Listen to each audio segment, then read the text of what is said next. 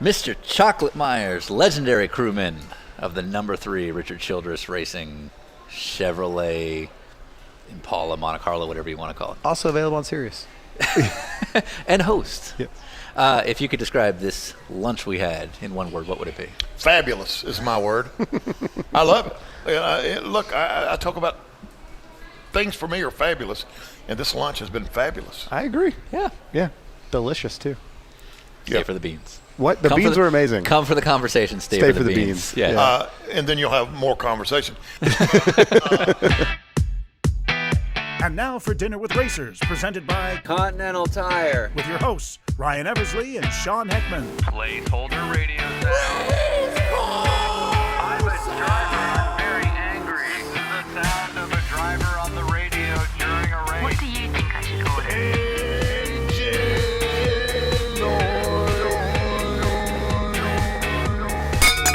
Welcome to Dinner with Racers. Dinner with Racers. I'm Ryan Eversley alongside my co-host and partner, Sean Heckman. Season 3. There it is. All right. We are on day 34 of this crazy Season 3 trip. We've gone something like 13,000 miles, driven across 25 states, all to bring you a third season of free Dinners with Racer podcast episodes for you to complain about on Racer comments boards. Woo! 29 of these things. We got to go to the Richard Childress Racing shop and museum and see Chocolate Myers in action in the booth when he's working for SiriusXM on his TV show Trade and Paint. And then he gave us a quick little tour, and then we had some awesome barbecue with him. Now, if you don't know Chocolate Myers' story, Chocolate is one of these sort of legends of NASCAR. His big claim to fame was he was part of the Flying Aces pit crew for Richard Childress Racing. He basically has known Richard Childress since they were kids. He was part of Richard Childress' stock car team when they started in the late 70s, kind of jumped back and forth a little bit, and then kind of settled in with the team all throughout the 80s, and was literally the gas man for Dale Earnhardt Sr. during 4 of his Cup championships, and has a lot of great stories to talk about, just in general from the era. When you think Chocolate Myers, you got to think bigger than life personality. It was really cool to get to sit down with him. But more than that, seeing all the pictures of him on the wall at the RCR Museum, super cool, absolute legend. So some of the things you're going to hear about are things like the classic stories of Winston-Salem, North Carolina, or learning what a flat pad is, His thoughts on people inside the sport who crap on it, dumb questions on the radio, and getting a hickey from Dale Earnhardt Senior. All right, so on fittingly National Food Day, we headed out to Kerly's Barbecue in Lexington, North Carolina. I had the just a basic barbecue sandwich with the mac and cheese, the baked beans, which were unreal. I had second helpings on the baked beans. Truly amazing baked beans, which went really, really well with their chicken sandwich. Wait, what? Yes, I had the chicken sandwich. But let's move on. Thanks again to Acura for this lovely MDX. Thank you to Dario Franchitti for driving us this whole way. Are you really going to eat that? Yes, I am. Yes, he is. Get Just your own. Drive. Get your own. Anyway, and of course, huge thank you to our lovely sponsor. Continental Tire. Nope. Continental Tire? Again. Continental Tire. And the Cross Contact LX Sport. Nailed it. Chocolate Myers, who you can listen to every day from 11 to 3 on SiriusXM on Trade and Paint. Again, that's Trade and Paint on SiriusXM 11 to 3 daily. With Chocolate Myers. Chocolate Myers. Chocolate Myers. All right, we're going to start in 5, 4, 3, 2. Is that because that's when the popularity and the money came in? Yeah. And made that possible? Yeah, you know, it's kind of funny because I think a lot of people think it's been like this forever, you know. Right. But from about 85 to about 95 or 2000, it was unfreaking believable. Yeah. Every time you went to the racetrack, it was bigger and bigger and bigger. Yeah. And then, but you know, I think the product right now is better than it's ever been. Sure. Better than it's ever been. But we, as societies, changed more than they talk about how much the sports changed. Societies changed It's the world, more than that. Yeah, because, I mean, not only was it at NASCAR's popularity, like, height, but also you're going with the legend. You know, your team is – oh, thank you. Cheers. you're going in there wearing the 3 on your back. Oh, yeah. You know what I mean? Yeah. The guys like they called Junior Redneck Jesus, but come on now. Oh, yeah. Like, it was Oh, yeah. Senior that started that, right? Was unbelievable. That's got to be like the equivalent of walking into a stadium for a rock show and you're AC/DC Oh, yeah. or something. You know what I Oh, mean? yeah. Like everybody's going crazy. Everybody, and you know, I've told people before, it's kind of like when you were away from the racetrack, why we didn't get in more trouble than we did, because it's going like, hey, Right. like, here, let me get you a drink. Yeah. If the heyday of RCR, if there was Twitter then, would you have been fired?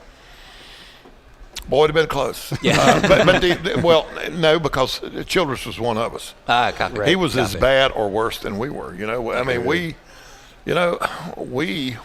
raced hard, we played hard, we worked hard. Everything was wide open, and the only rule was, by God, you better be here. Yeah. Right. Yeah, You gotta it perform. wasn't one of those deals where you got to be in the bed at 9 o'clock on a race night. No, you better. That damn gate opens at 7 o'clock in the morning. You better be the first ones through it And ready to work. and ready to go. So you could get to your hotel at 5 a.m. as long as you were good to go at 7. Yeah. Yeah, you're getting the job done. They don't mind. How often did that happen to you? I don't know. You know, I'm sure it happened to all of us back in the day a little bit. I've told people before that wasn't important when that wasn't important. You know what I'm saying? Copy. Yeah. You know, here's so if you're out raising hell and everybody else is out raising hell, you're all still on the level playing field. Yeah. Right. It's not, When it's you're not a out thing. raising hell and those other guys are in the bed and been working out and doing then it changes. Starts You coming know, back. it changes. Right. How long have you been coming to this place? This place has moved. It's been here as long as we've been in Welcome. Okay. But when you're in North Carolina, everything is barbecue, you know, or here in Lexington. So this is Kerly's. Billy Bob's is up here. Speedy's is down there. I love that those are real names. You know, Yeah. they've been around forever. Yeah. I talk about the barbecue mafia a little bit. Proceed. We've now got a Chick-fil-A Oh. that's going to open up. Okay. Game changer. And Well, just to I put think that in it's like perspective, here anything else. in Welcome, North Carolina, there's not a chain in sight when we No. drove up the well, road. there's a Bojangles and a McDonald's. Okay. Yeah, and then you go about a mile and there's a Taco Bell that's brand new. Okay. So it's But trying to get into Lexington, yeah. and you're not a barbecue place, I'm sure those permits were hard to come by. You know, it's kind of like I grew up in Winston-Salem. Okay. R.J. Reynolds had a lock on the town. I mean, they ran the town. Yeah, sure. So they kind of controlled everything that was around town. Yeah. They paid good wages, but they kept the unions out because they paid enough. They kept their people happy enough Right. that they were satisfied. And they're like, look, you got a Carville's. What do you want? Yeah. So, yeah, I got you. Right. Between you and me, Yeah. I'm from Los Angeles. I'm here too. Yeah. Should I never mention that outside of you when I'm in town? No, we don't care. Oh, you're all No, right. yeah, So yeah, I don't care. full Yankee territory. It's okay. No. Okay. It's all good. Well, you let Kevin Harvick drive for him. He's from California. Yeah, but he's from Bakersfield. Yeah. That's not the same. That is not the same. That's not L.A. It is not. That's not It's like L.A. North LA, right? So within the RCR kind of family, you're a unique case because, I mean, you've known, if legend has it, you've known Richard since you were like 13 years old, Yeah. selling concessions at the track. So let me lay it out for you. I'll lay my history out a little bit for you guys. Sure. I think you'll enjoy this. And you looked in my office there for a few minutes, so we didn't have time to talk about it. But there's a picture in there of one of my dad's old race cars. So my dad was one of the early pioneers in the sport. He was really good, really good for back in the day. You know, the sport just starts. You know, the war's over with, and he's doing really good with racing. And it's your dad, Bobby Myers. Bobby Yeah. was Yeah. my dad. The master of the madhouse. His brother was Billy. Yeah. So it was Bobby and Billy. And then, you know, things start getting a little bit better and a little bit better, and they're winning. And then there's this new form of racing, Grand National racing, you know, and now it's Cup racing, but it's the same thing. And, you know, every once in a while he'd get an opportunity to do that. And in 1957, he got the opportunity of a lifetime to go drive for Lee Petty. And I was just a kid, man. Yeah. But I remember going to the Petty's garage Yeah. when I was a kid. Yeah. And my dad went to Darlington and qualified second. This and was then for the Southern 500. Southern 500, 1957. Qualified second and went out and led a lap or two. But anyway, early in the race, got involved in a crash and lost his life. So because of that, because and I say we, my brother and I, we were pretty close to the same age. We were the Myers boys, So we lived on the south side of Winston-Salem, and Bowman Gray Stadium is on the south side of Winston-Salem. Okay. So we could either get Mama to take us, ride a bicycle, walk, or whatever we could to go to Bowman Gray Stadium, which, by the way, is the longest-running weekly series in NASCAR history. 70 years. Wow. Been racing there for 70 years. Okay. We would go there, and because we were the Myers boys, they'd let us in. Yeah.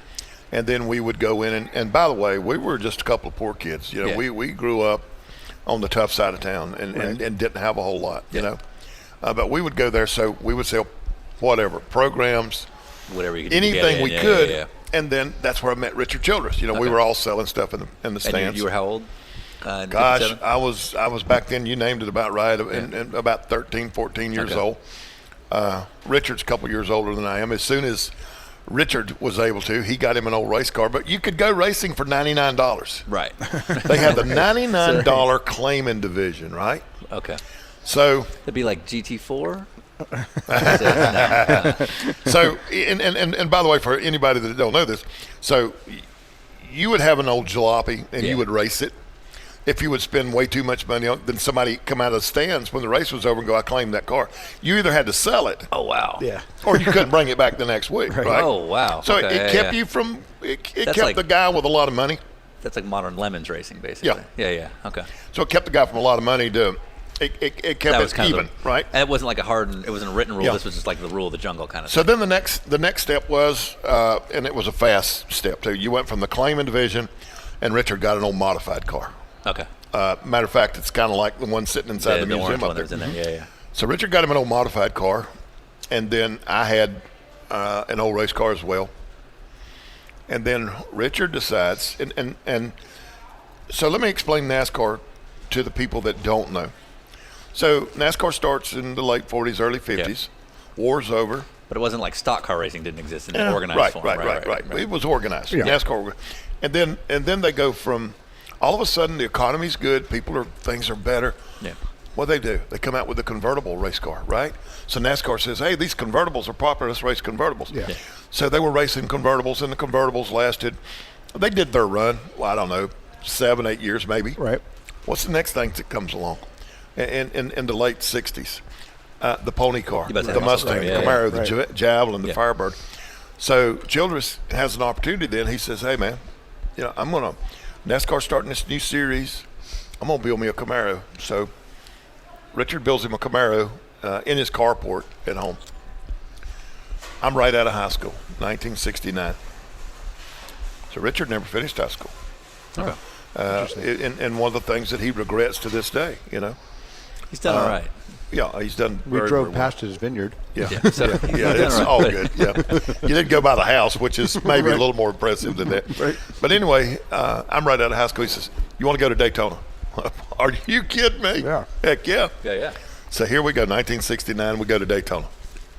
Going to go down and run the Grand American Series, the Grand American Race. We go to Daytona, and my God, it was unbelievable because the only place that we'd been would have been places like Bowman Gray Stadium and that, but we'd never been anywhere where they give you stuff, And you get to Daytona and it's like, hey, you guys want a couple of cases of STP? Here, take some engine oil. You guys need T-shirts? Yeah. Hey, you need your carburetor worked on? Take it to the Holly.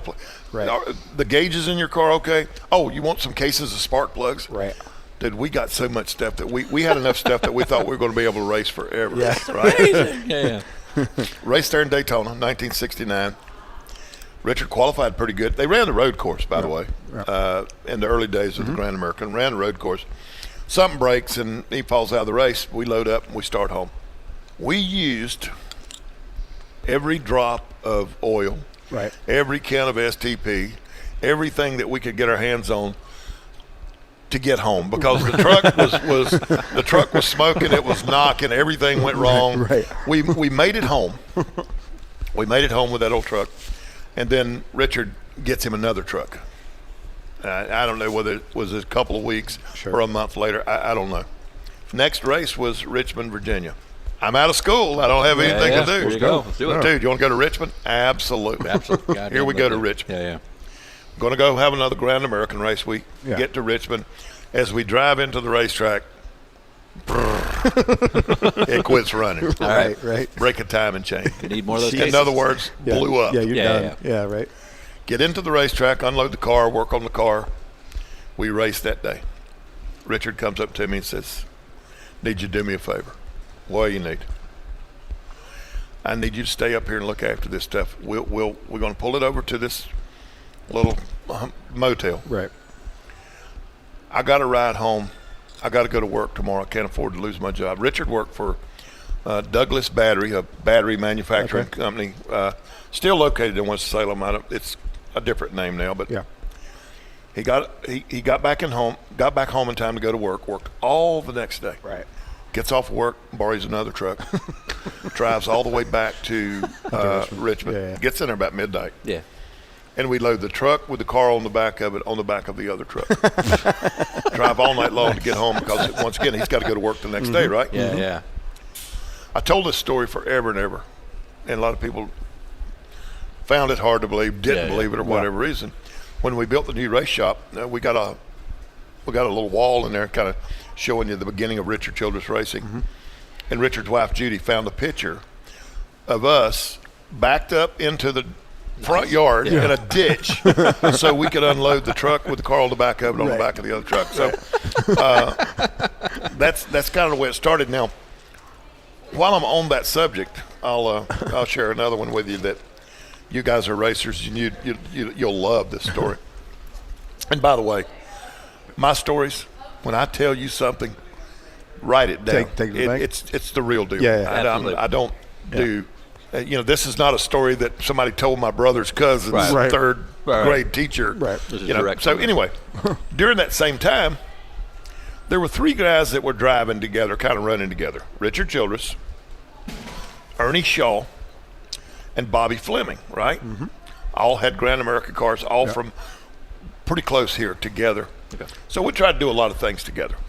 It saved some money, tow together, whatever we could. So 1969, I think it could have been 70, but I'm pretty sure it's 69. We go on this big trip. We're going to go racing Jackson, Mississippi, and Baton Rouge, Louisiana. Probably had no business in this world of doing it, but we did it anyway. Yeah, sure.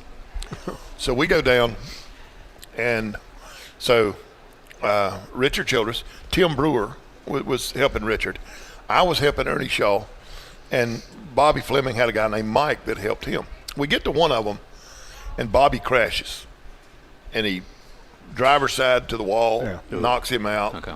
They load him up, take him to the hospital, and back then, they didn't have an ambulance service. The racetrack probably bought an old ambulance from somebody and had it there, Yeah, So just a couple guys. they load Bobby up in the ambulance. They take him off to the hospital, and we load everything up and go back to the room. And Bobby gets back over there that night. Bobby Fleming, by the way, from Danville, Virginia.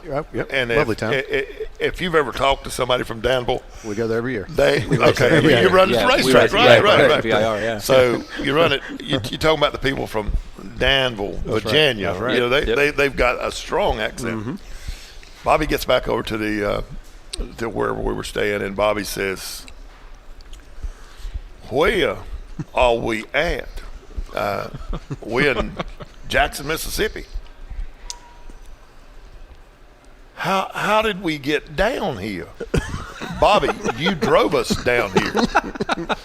He says, "How long have we been here?" Right. So anyway, Mike, the guy that was with Bobby, said, "Y'all not going to believe this.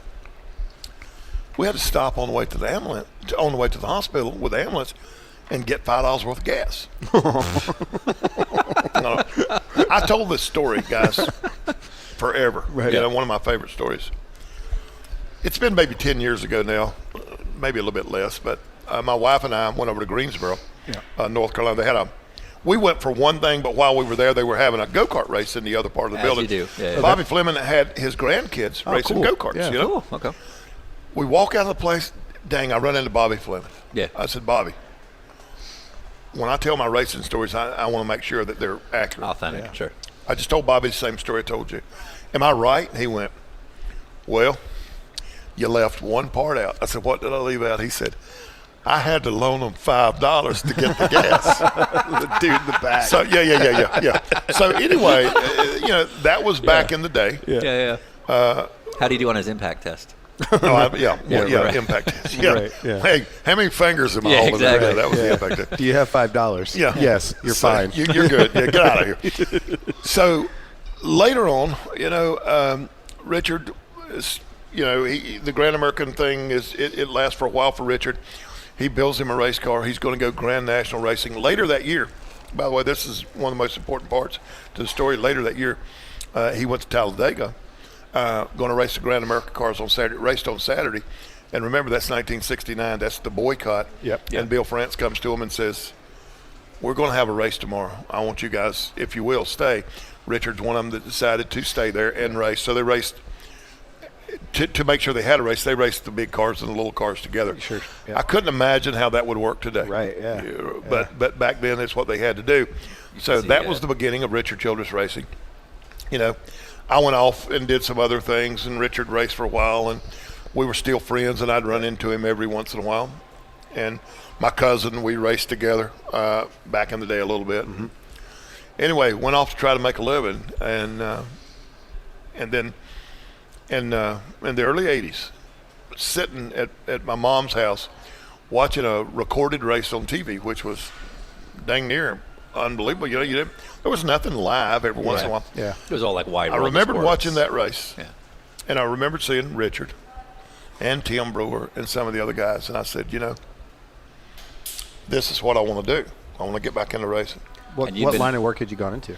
Dude, I did everything. I worked at the Chevrolet dealership. I was a cable TV guy. Right. I worked at the Harley place. Yeah, And by the way, had just been doing stupid stuff too.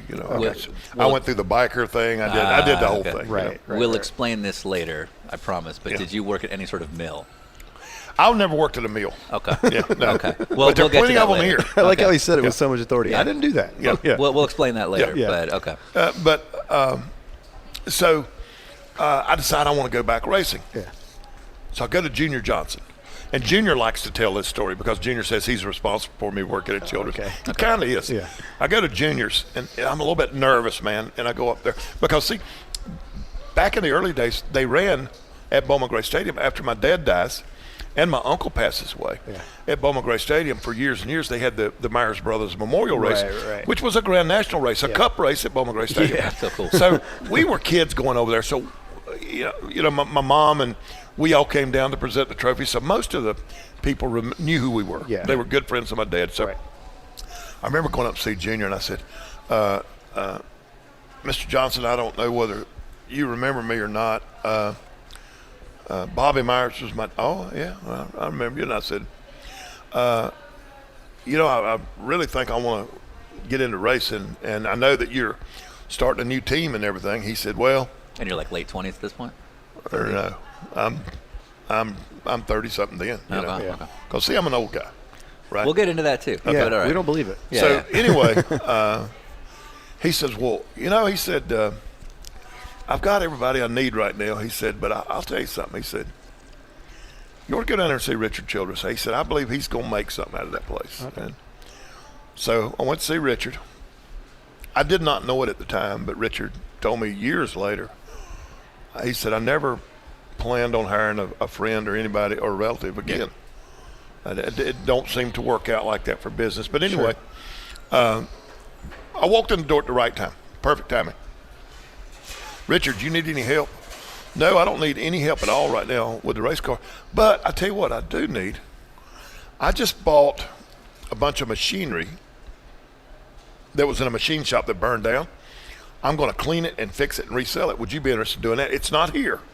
I've got a building rented up the road a little ways. Mm-hmm. Absolutely. So I go up and I start cleaning this machinery. Now, I'd clean the machinery, then I'd run up to the race shop to see if they had anything I could borrow. Yeah. And the guys would see me. It was, look, when I say the guys, it was 4 guys, maybe 5 guys. I'd run up there and they'd go, hey, you want to help clean these wheels? And I would do whatever it was. You know? Been there. And then I would go, hey, you guys got any room? I'll go to the race with you this weekend. Yeah. So I started in 83, about halfway through the season, and got to go to most of the races that year. missed a few of them that they had to fly to, or there wasn't a room. Right. And then Childress comes to me, and he says, "How would you like to go to Riverside, California?" Are you kidding people. me? Right. Yeah. Right. Never been to California. Yeah, right. Yeah. This was, I'm a young guy. Right. I've never been to California. This is the opportunity of a lifetime. And I go, And in your mind, Riverside, it's like Hollywood Yeah. gets in Oh, glamour. yeah. You have palm Yeah, trees exactly. everywhere. I can't wait. Movie stars. Yeah. It's so close to Montana. Yeah. And now, as Paul Harvey famously said, now the rest of the story.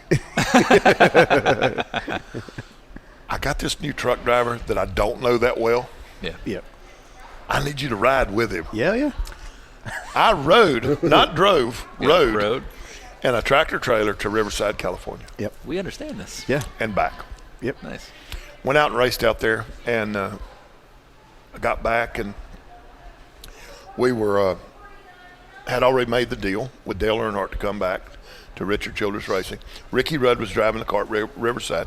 I was with them at Martinsville, which Ricky won the race in '83. That was the first time I was a part of a race win. Went away, yeah. The only other race that they'd ever won at RCR, they won the race at Riverside earlier in '83. So Earnhardt comes to work the end of the season, and we start testing. And I said, "Hey, I'll go." So I'd go do all those tests, and we would go and just work our tail off. And then in beginning of the '84 season, I was working regular for Richard. Yeah. You're going to love this part of it too. I mean, my God, there were no limit on testing there, and Richard had made up his mind. I'll do whatever I got to do to make this work. It was his ticket, his golden ticket, and he was going to make sure that it all worked. So, I don't know how long it'd been. It'd been 4 or 5 months. I don't know. Kirk Shammerdine was the crew chief. Shammerdine came up to me and he said, "How you doing with all this?" And I went, "Kurt, I'll be honest with you." I said, it's about all I can do. We're gone so much. Right. He said, "Well, your per diem helps, don't it?" And I said, Huh? "What's per diem?" Right. So Richard. So I'm going racing all the time, Right. and paying for it out of my pocket. Right. Made $200 a week. Yeah. And then Richard says, Shammerdine talks to me, puts me, and then I go full time, right? Yeah. I thought I was full time, Yeah, but right, evidently the company at that time wasn't big enough Sure. to support me. So anyway, my actual hire date, instead of being sometime in '83, Right. is sometimes in '84. Right. But from there on out, man, it was, What? my God, it was incredible. I'm hearing two things about Richard early on, which I'm really liking, is that this is why we know he's a success in racing, because racing is a unique beast.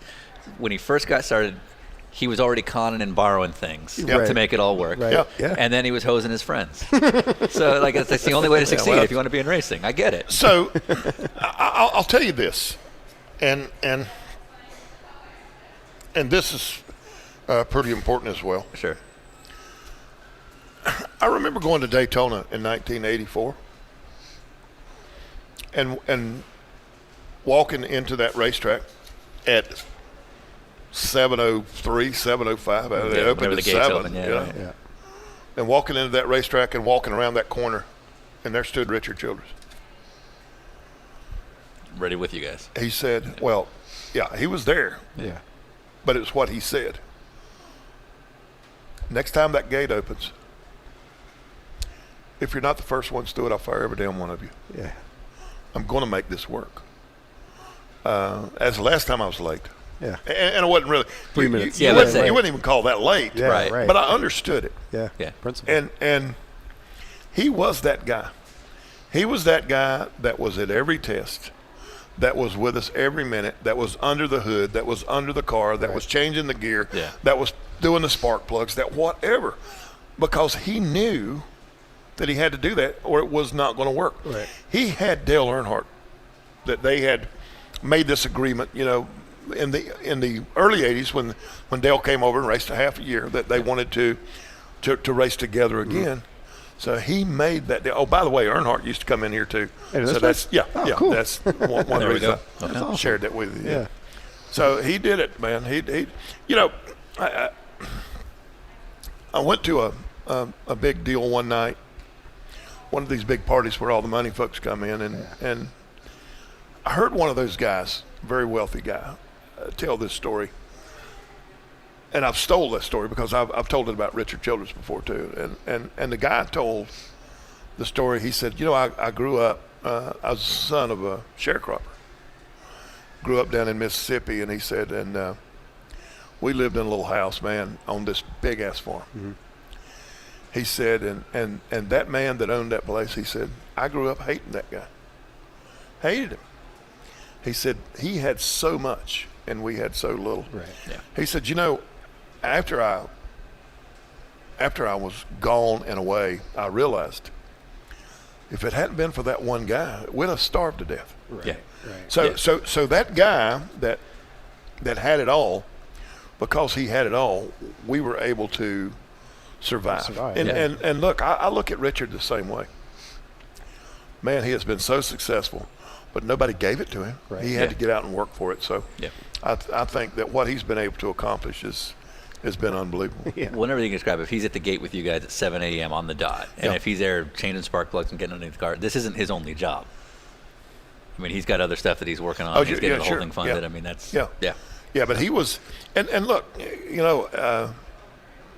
back in those days, it was all about racing, right? Yeah. You didn't have to worry about all the stuff that came along with it. Yeah. And doing SiriusXM NASCAR radio, I talk about these things all the time. Yeah. And we have to have rules. We want the playing field to be level. We want everybody to have the same opportunity. You don't want to have one guy to have an advantage. So you have to have rules, and we've had to make rules. And the racer's job is try to break the rules. Right. So NASCAR has to make the rules a little tougher, and we got that big battle. But this sport right now today, oh my gosh. Guys, I'll tell you something. Because of my age and because I know everybody in the area, and one of the things that happens to me a lot, I get the old timers that come up. I just ain't it ain't like it used to be. Sure. No, it's nowhere near like it used to be. And I'll use this example. This is a pretty good one. I'll go. So when did you like it? Back when Richard Petty and them boys was racing. Now that was racing. I go, all right. So let me share a great story with you. Here we go. 1976 Daytona 500. One of the greatest races in the history of the sport, right? If they got a list of great races, that's near the top. Did you like it then? Oh, I loved it back then. That was, okay. So David Pearson wins that race, right? Yeah. You do realize that he was the only car on the lead lap, right? Right. Exactly. Right. Do what? We have that same conversation. No, in because yeah. Because Petty spun out, he didn't make it back to the line. Yeah. So he finished second, one lap down. Yep. Yeah. Benny Parsons finished third, 2 laps down, right? Right. You know that the 4th place guy was 3 laps down. Yeah. You know that the 5th place guy was 4 laps down. And I can go down the list, and then I get to this part. Richard Childress either finished 9th, 10 laps down, or 10th, 9 laps down. Right. That's not a good Other than those 2 guys, there was not a race on the racetrack. Yeah. So have we manipulated the system? Sure we have. We got the wave around, we got this, we got that. But all the things we got have made this sport better than it's ever been, in my opinion.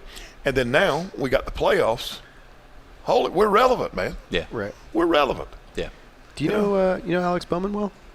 I don't know him that well. I think you'd like him because we met with him the other night, and the angle I like on him is that he's a car guy, not necessarily the typical stock car kid that grew up on the dirt tracks. He's good. He's really good, but he's all about like lowrider street cars and stuff, you know. But he pointed that out to us, and he's 24 years old. Yeah. And he said, the thing that Owen always says is that back in the day it was this and that, and he's like, those races were 2 laps, 3 laps in the lead. We're like, you're 24. And you get that. And you get that. It's the exact same thing in sports car because people complain a lot these days about there's a whole rules process in sports car where they're trying to equalize all the cars. Like, it's not like it used to be. It's like, but in 93, the Toyotas would win the 24 by 15 laps over everybody else. It's the same thing. So let me give you another good example. Is this mine or yours? Yeah, that's you. I'm taking Those it. beans are amazing. So let me give you another good example. And we were talking a few minutes ago about the things that we used to do and how much fun we used to have and staying out and all this. And all that's true. We were the road crew, the pit crew, and the guys that worked on the car. Right. We got to the racetrack in the morning. We worked our tail off till we got the car on the line. Yeah. We run in the truck. We changed clothes. Well, maybe. Back in those days, didn't have to change clothes. We went out. We were the pit crew. Yeah. The Flying Aces, right? Yeah. Yep. All right. Race is over. You load it all up and go home. Yeah. And that was okay because everybody did the same thing. The day that one race team decided that they were going to have a pit crew that didn't have anything to do with that car. Their pit crew, they would come to the racetrack fresh. They were not going to work on the car during the week. They were going to practice. Yeah.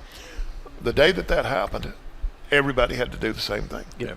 You know, in this sport that we're in, and you guys know this better than anybody, and we see it, but I'll give you kind of a stupid example, but it's still an example.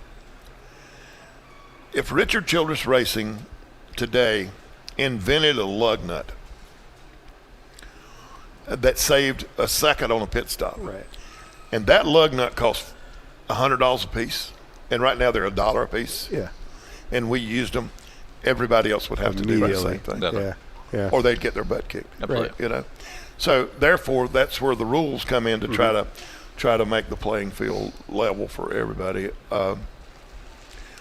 I think that we're in a good place. The argument this week's been about the rules. You know, I think it's unfortunate in our sport that some of the people that participate don't worry about the rules, and I'm talking about the drivers. Yeah. You hear a driver do something and go, I didn't know that was a rule. That's on you, buddy. Yeah. Yeah, right. Yeah, don't complain about the rule when you didn't read the rule book. Right. And I know that we're getting going a bunch of different There's directions. no rules here. There's no rules. That's our whole show. I love my sport. I love NASCAR because it's been a part of my life. I'm not going to tell people a bunch of lies and make up stuff, but I am going to sell my product. Of course. I'll give you an example of that. A few years ago, Richard said, and we have a big kickoff luncheon every year before we go to Daytona. Everybody does it. Yeah. Some do it at Christmas. We do it ours the week before we go. Sure. And Richard said, I want you to come over and talk to these guys. I want you to give them a little speech, a little motivation speech. I said, well, you know the difference between a speech and a motivational speech. And he said, what's that? I said, it's about $5,000. He said, well, just give them a regular speech, but get them motivated.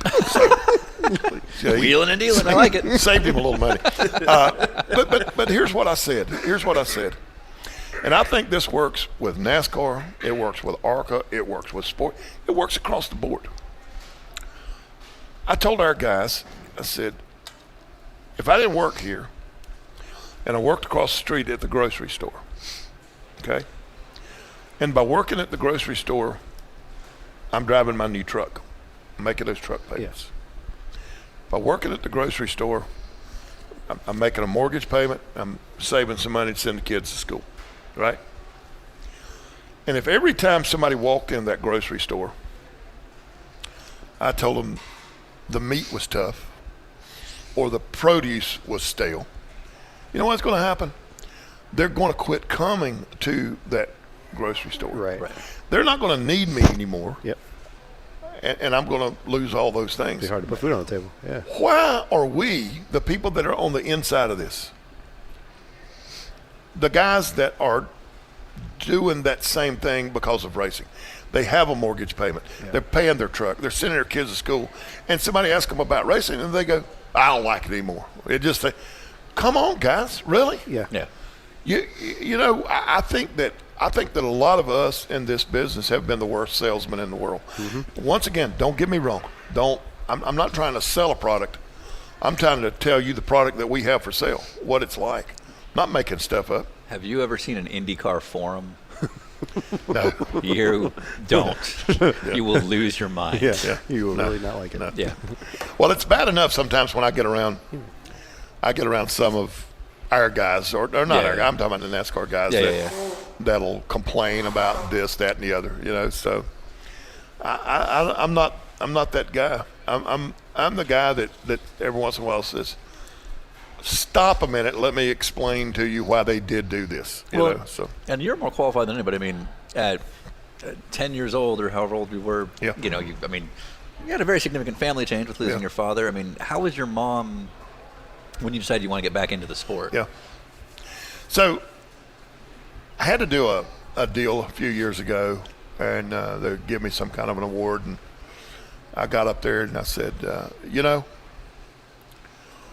my dad was an early pioneer in this sport, and growing up, everybody would say, "Oh, you're going to grow up and be like your dad." My dad meant the world to me. Sure. But standing up here tonight to get this award, you're probably going to think that I'm going to tell you that I'm in racing because of my dad. I'm not. I'm in racing because of my mom. My dad was gone, man. Yeah. For all those years, I give my dad all the credit in the world. But he was gone, and my mother raised us. And this is a really cool story here that, and me being a stupid kid, a teenager, not thinking about any of that crap. My mom was getting ready to retire from her job. Asked my mom, I said, "Mom, how long have you worked at that place?" I didn't know. Never thought about it. She said, "The day that your daddy died, I promised you boys that I would look after you till you got out of school." She said, "I was supposed to start that job," and she gave me the date, and she said, "I told them that I couldn't that day, but I could start the next day because you were graduating." And I'm going like, oh my God. Yeah. Talking about a reality check. Right. Yeah. So my mom did not work while we were growing up. My brother's just a little bit young. He's passed away now, but he's a little bit younger than I was. But so my mom supported everything that we did, tried to help us any way she could. And like I said, I grew up in a big house on a main street in Winston-Salem that our front yard was about, 4 foot wide. And then there was a sidewalk, then there was a street. Yeah. And grew up with my mother, my grandmother, and uncle. But grew up close enough to Bowman Gray Stadium that I could hear the cars run. Yeah. Nice. So that's kind of that Bowman Gray Stadium connection. Yeah. Your dad was known as like the Madhouse guy. Yeah. You know what I mean? He like the actual nickname was Master of the Madhouse.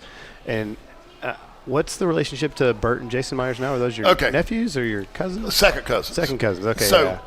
So back in the day, the Myers brothers. Yeah. And by the way, they didn't call that thing the Madhouse till a few years ago. Yeah. Right. It was Bowman Gray Stadium. Yeah. And I think that if the truth would ever be told about Bowman Gray Stadium, without Bowman Gray Stadium, there may not be a NASCAR. Yeah. And the reason is that place is always, it's right in the middle of Winston-Salem. Winston-Salem was a city that operated 24/7 back in the heyday. Okay. Oh my God! You get your hair cut in Winston-Salem at 2:00 in the morning. Small town USA, but because R.J. Reynolds ran 3 shifts. I'd say it was just all the tobacco. You had all those yeah. people. Yeah, they had people it working. was booming. Yep. Yeah. So when they were trying to get this thing established back in the early 50s and NASCAR was just getting started, I'm sure they went to some of the racetracks where it cost them to go there. Mm-hmm. They didn't make enough money to pay the purse. Right. But then they had Bowman Gray Stadium. Right. So riding through Winston-Salem one day, my mom was still alive, and we were riding around, my wife and I, carrying my mom around, and just went up through really a kind of a part of town that used to be a good part of town that had made the bad turn, right? And my mom said, "You see that house right there?" "Yes, ma'am." She said, "That's where Mr. and Miss France used to live."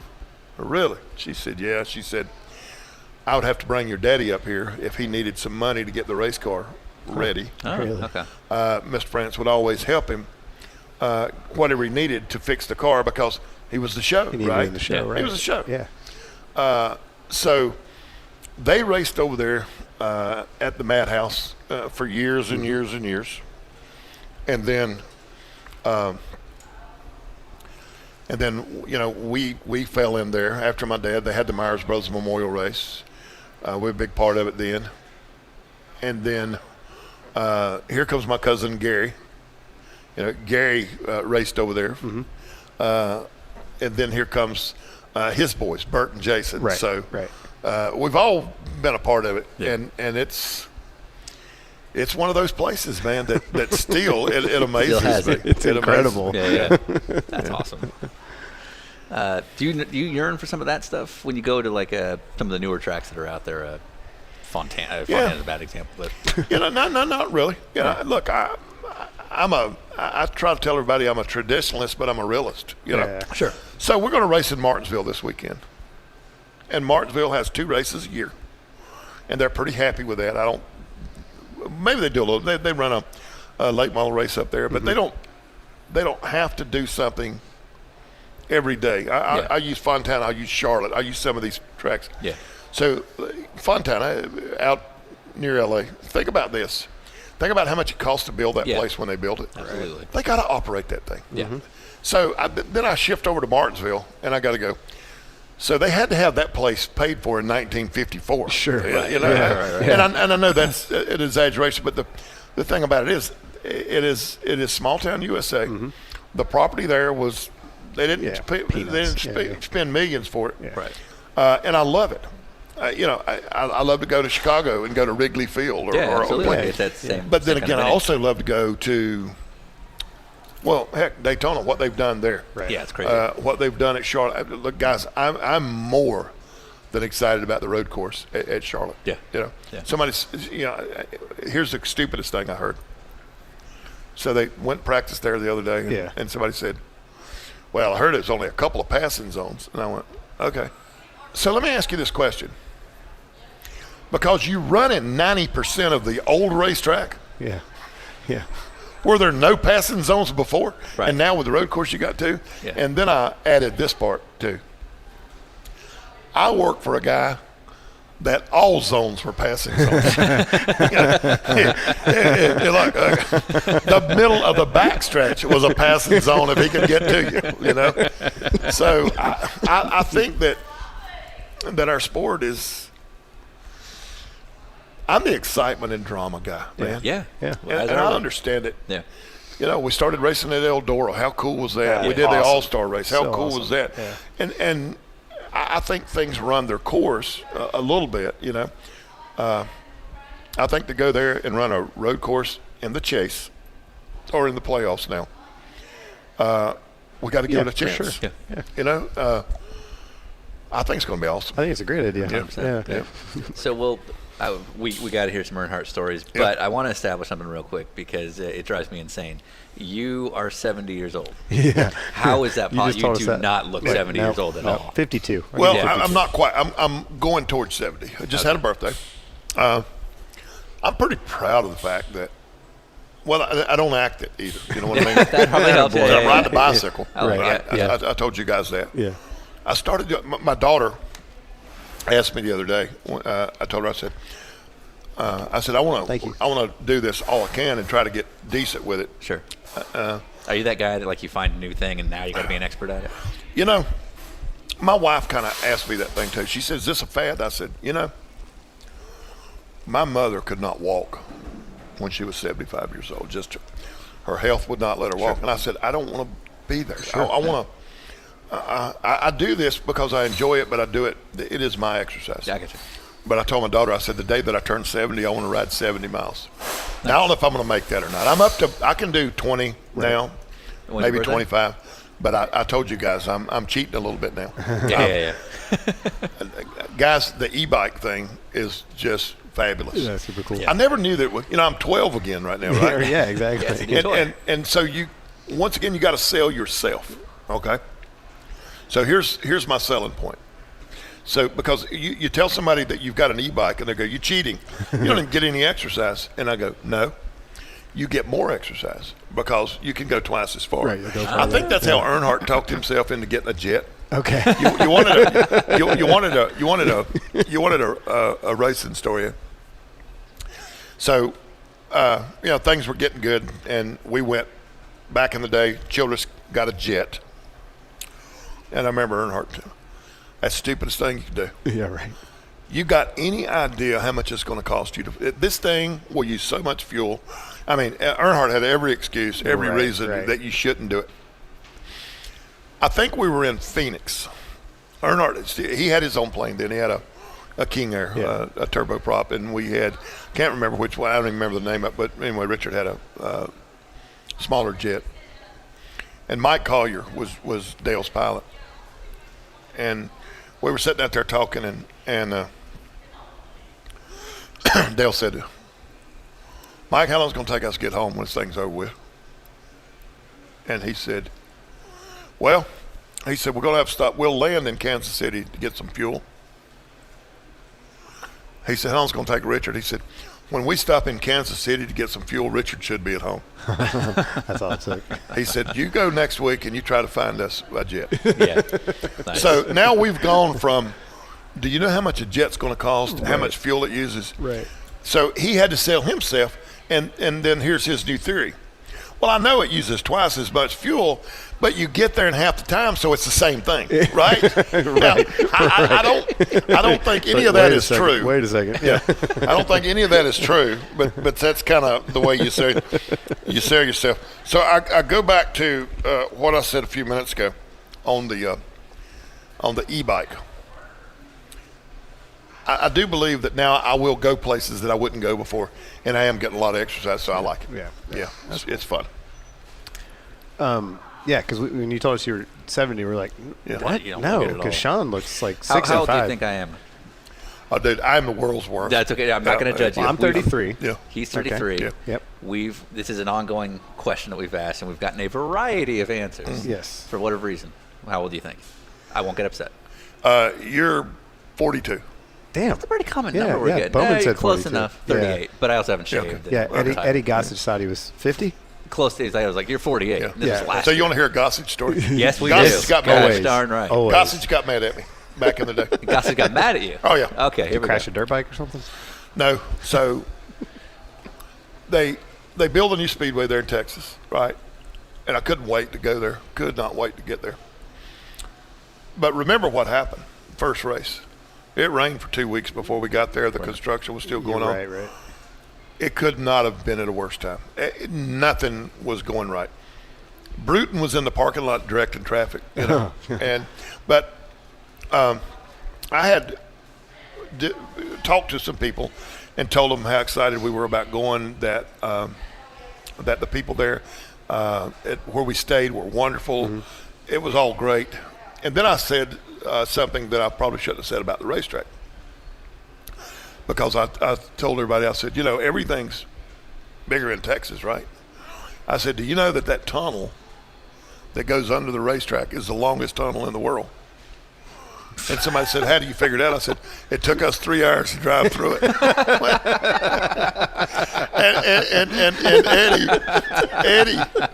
Eddie, the next week or whenever it was, he had something to say about it. But I'm friends with Eddie Gossage. I think he does a great job.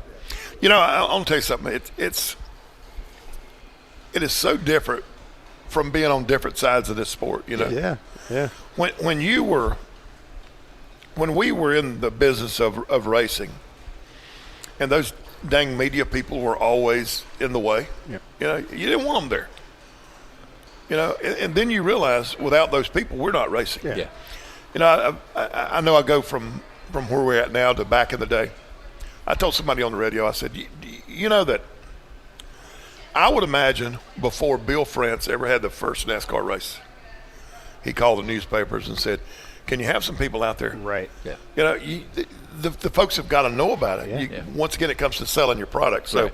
I think Eddie does a great job with some of his wacky promotions that he does. But, you know, if they're not wacky promotions, you're not going to talk about it. Right. So we had plenty of things to talk about with Yeah. it. Yeah, we're Oh, yeah. big fans. Yeah.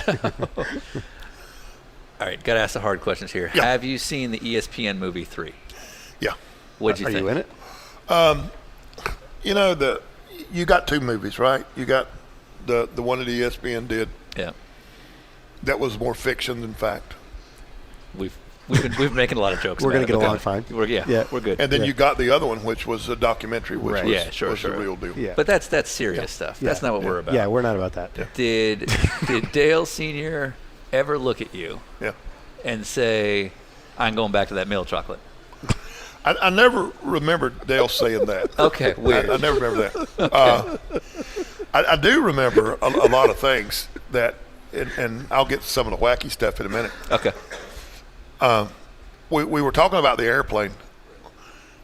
You guys have been on an old King Air, I'm sure. Yeah. Right? You know? I cannot. I don't live the fancy life Okay. that Ryan Settle lives. down. So go on. Twin prop. a twin prop, small plane, 6 to Sure. 8 people. I only do- about a foot wide Yeah. down the center of the aisle. Right, yeah. We used to get on that King Air and be wore out, man. I laid in the floor one day on the King Air, flying back from a racetrack, and you already can't move. When you got to turn sideways to get, you're trapped. Yeah. And Earnhardt jumped on me and sucked a hickey on my neck, and said, "Explain this when you get home. Try to make somebody believe. Try to make somebody believe that I did that." I swear, Dale did it. Yeah. You know, chocolate. I'll tell you something. He did some incredible things, and when we would go test, we would have so much fun. Yeah. We'd have so much fun. I'll give you a couple of things here to think about. We went to Bristol to test one time, and by the way, any time that we went to test, he would always get his guys to bring his Busch car. Okay. You know, he'd run a couple laps. Yeah, may as well. We went to Bristol to test, and here they come with the Busch car, and we do our test, and he runs a few laps, and he says, "All right, make you some laps. Y'all want to drive it?" No way. Oh, no, cool. Do what? Yeah, right. Y'all take it around. You see what it's like to race. He let us all drive the Busch car around. Now today, Right. they would lock you up. Yeah, and, no and- exactly. But anyway, I remember him saying something that day though. He said, "No faster than you guys are going," and we weren't going to tear it up, but just ride it. He said, "No faster than you guys are going. If I put a new set of tires on here, you would not believe the difference in that car." Right. And we weren't even running half throttle. I mean, we were just putting around there. But when we talk about going testing with Dale, I think he had more respect for his dad. And he talked about his dad a lot and talked about the things that his dad taught him. And I remember Dale telling us one time that his dad would make him race with very thin sole shoes on so he could feel the car. Yeah. I remember being at Bristol at a test, and Earnhardt out there lap after lap. All of a sudden, he shuts it down. Never skipped, never did anything. Just shut it down. He come in, he went, broke the crank. Do what? I believe it broke the end off the crank. I felt it. Yeah. Raise the hood up. Everything looks good. Sure. Pull the Oberg off. Check the filter. Nothing in it. Dale, let's try to, no, don't try to crank. I'm telling you, broke the damn crank. Goes over to the toolbox, gets the pry bar out, goes down there, pow! Yeah. The end of the crankshaft broke off. Yeah. That was one. We used to go to Talladega. That was incredible. We used to go to Talladega. Be out there running, 30-car draft, 30-car pack. He's in the middle of it. Yeah. Come down the straightaway and go, and he come on the radio and go, "Caution's getting ready to come out."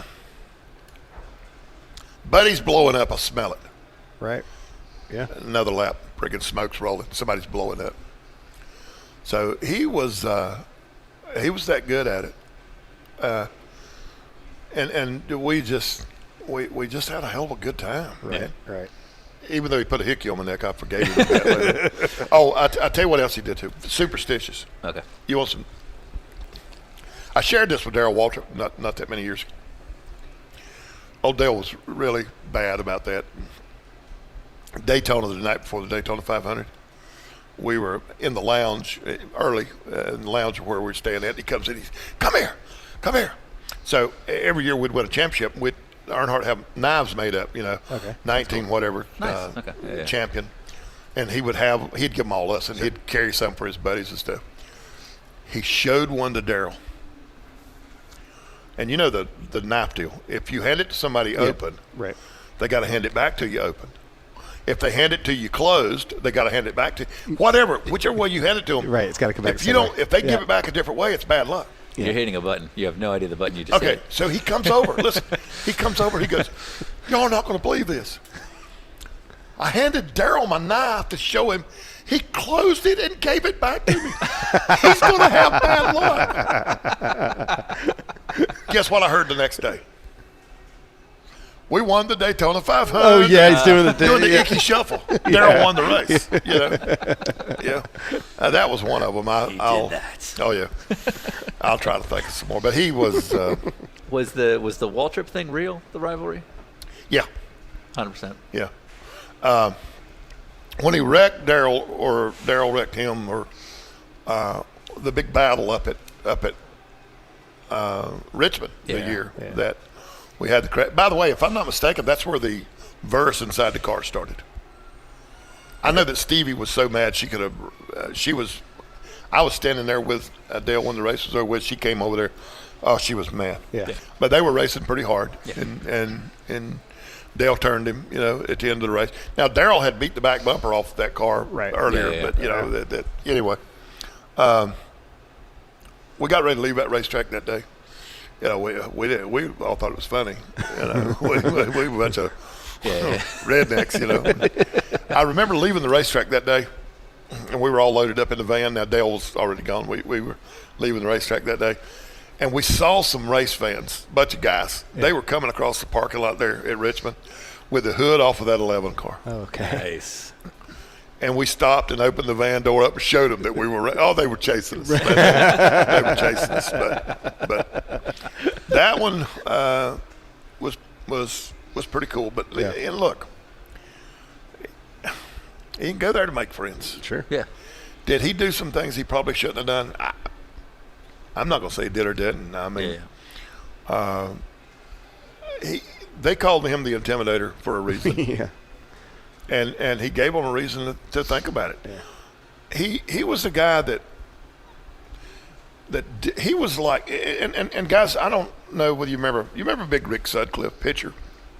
Can't say I do. Old Sut was a cool guy, and we were in Phoenix, and they got to be friends. They were hunting buddies and all that stuff. And I'm not a baseball guy, and I never understood any of this till this day. So.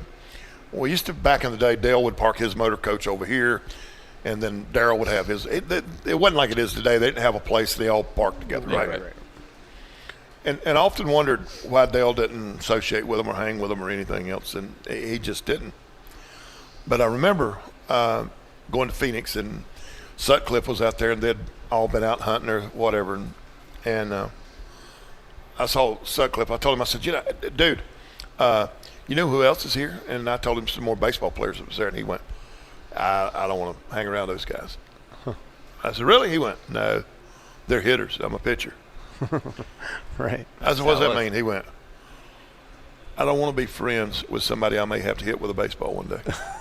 And I went, now I know why he's parking that motor coach over there. Right. Yeah, right. I mean, but think about it. And look, I think that our sport is a little bit friendly. I'm not going to say. I mean, you got guys like Kevin Harvick and Kyle Busch and some of those guys that they don't care. Yeah. They're going to go out there and race like they don't know you, and that's what I like about them, right? But I do think you've got some of the other guys that may get too close to each other, maybe too friendly. Sure. I don't know if I like that or not. Interesting. Yeah, that makes sense, though. Do you spend any time around Neil Bonnet? Oh, man. Neil Bonnet was the coolest dude out there. Yeah. A great guy. You guys were just up at the race shop, and there was, before we made a museum out of it, there was a grass strip between the two parking lots. Now it's one big parking lot. Okay. I remember sitting over in that parking lot on that grass bank one day. We had a little open house or something. Neil came up to hang out with us, and he was up there. And he was telling me about he bought a drag car down in Alabama for somebody. He owned it, and the other guy drove it. And Neil was a circle track guy forever, but Neil said he went to the drag race one time, the drag strip one time. He said what they would do, he said, look, dude, I'm used to buying 4 tires at a time, and every time I turn around, I'm buying tires. He said, so we just kept fresh tires on that drag car. The other guys couldn't do it, and we just kicking their butt all the time. I got you. He said, so I was at the drag strip one day, and the guy that was driving the car said, man, drive it. I want you to drive it. He said, I don't know. He said, no, you got to drive this thing one time. And Neil said, I got in. He said, I got all ready. And he said, the thing had them 4 sticks up there, 4 shifters. Yeah. He said, they had a tachometer in there about the size of my helmet. Right. he said, I remember asking the guy, he said, now when I take off, when do I shift? He said, the guy said, when you drop that clutch, you start pulling them down sticks just as fast as you can. so Neil Bonnet was the guy that would give you the shirt off his back. Yeah. Yeah. He was that kind of guy. And, man, when he drove for us and went down to Talladega and got the car upside down in the fence and then went to the booth to broadcast. Right. But Neil also told me a story when he got hurt at Darlington.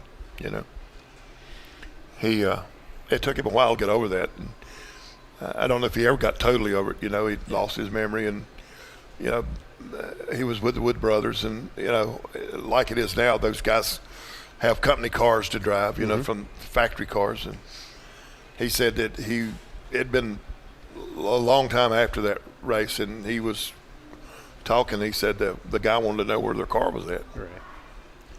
And he had just forgotten. He said, Yeah. buddy, I don't know what my family's names are, and you expect me to know where I parked that car? Right. I don't know.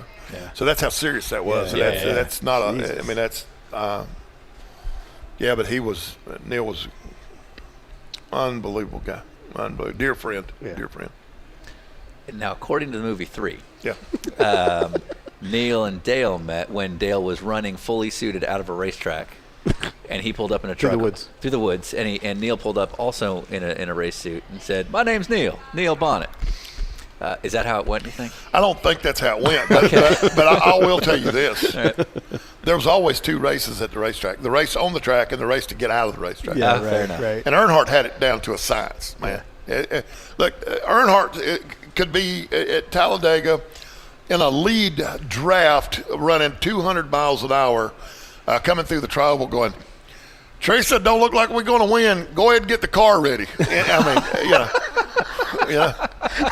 And I'm telling you, but he, That'll put confidence in you. but no, I don't remember him ever leaving the race. Well, maybe he got out of there a time or 2, but usually he would be in that truck long enough, change clothes, and Right. bam, Fair out enough. the door. But Fair enough. I don't think that one's true. Okay, that's good. It's just good to know.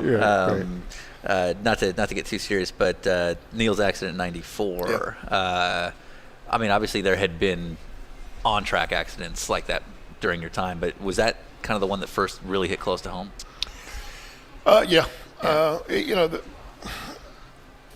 For me, knowing how dangerous this was, but I always was, and I still I mean, obviously do. it was part of your upbringing, but My dad lost his life driving a race car, and people go, how can you still do this?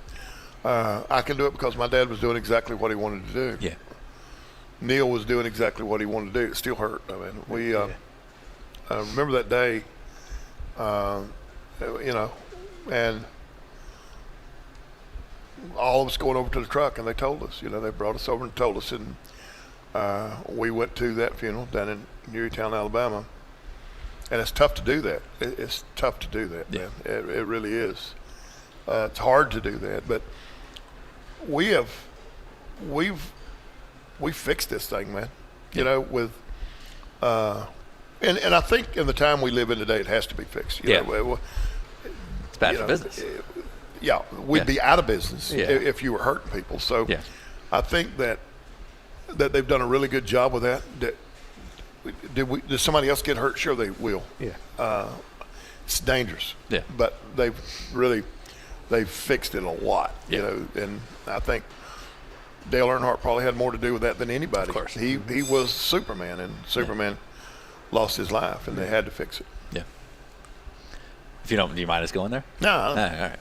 I mean, so I don't know any way to prompt it, but Daytona 500, 2001. Yeah. I mean, this is your team, your guy. You've known him forever. Yeah. When it happened, how obvious was it to you guys how bad it was? So I'll tell you the whole story. So the first thing you're going, damn it.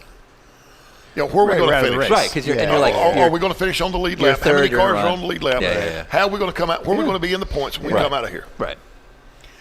And then, Richard's on the radio and no response. And then all right, guys, I'm going to go check on him, get everything ready. Right. So we start getting everything ready, and then people start walking by and going, dude, that's bad. We don't know. We ain't seen nothing. That at first impact, you didn't really necessarily think anything of it. No. Okay. No, we're racing, man. Yeah. We've seen it before. It happens all the time. Yeah, it's speedway racing. And normal. and then we're putting things away. Somebody else, man, it's really bad. So anyway, I'm kind of like the senior guy there, So I tell the guys, get this stuff put up. I'm going to run over here real quick. So I run through the garage area, and and I see Richard and Teresa and Junior and J.R. Rhodes and whoever, they in the Suburban, and they're going out, and Richard says, we're going to the hospital, get everything put away, and you guys go to the airport. I'll see you at home. Oh. But you can see Was that not the normal routine? No, I mean, no, forget the hospital part, no, but no, I'll see you guys. Okay. No, So, he's usually with us, Yeah, or yeah. we go to the airport together, whatever. Sure. So, Yeah, so then for me, I see Kenny Schrader coming out of the Infield Care Center, and asked Kenny how bad it was, and Kenny told me it's pretty bad, but didn't tell me any more than that. Yeah. Okay. And then we get everything loaded up. Some of the other guys are coming by asking, and we don't know. And then we get to the airport, and before we got on the plane, they told us that we lost Dale. And from there on out, it's really kind of a fog. Yeah. We landed. When we landed here in Davidson County, our local airport, they already had the sheriff's department over there. There were already race fans lined up on the street. Yeah. We landed. We went over to Mike and Tina Dillon, Richard Childress' house. Some of the folks that weren't with us, we all kind of met there. And the next morning, I got up and came to work. Yeah. And to come to this place and come down that road and around that corner and already see the flowers and the people. Yeah. And then to go in the race shop. And I don't know of any other way to put this any better than this, than to know that your best friend, your hero, and the guy that you make a living with, you've lost all of that one time. Yeah. And then we came in and we don't know what we're going to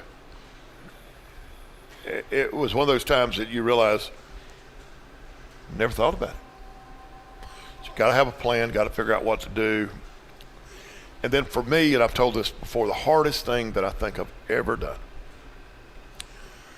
So in the racing world, and you guys know this better than anybody, whatever car you're with, you've got that number on everything. Yeah. Not just the side of the car. That's right.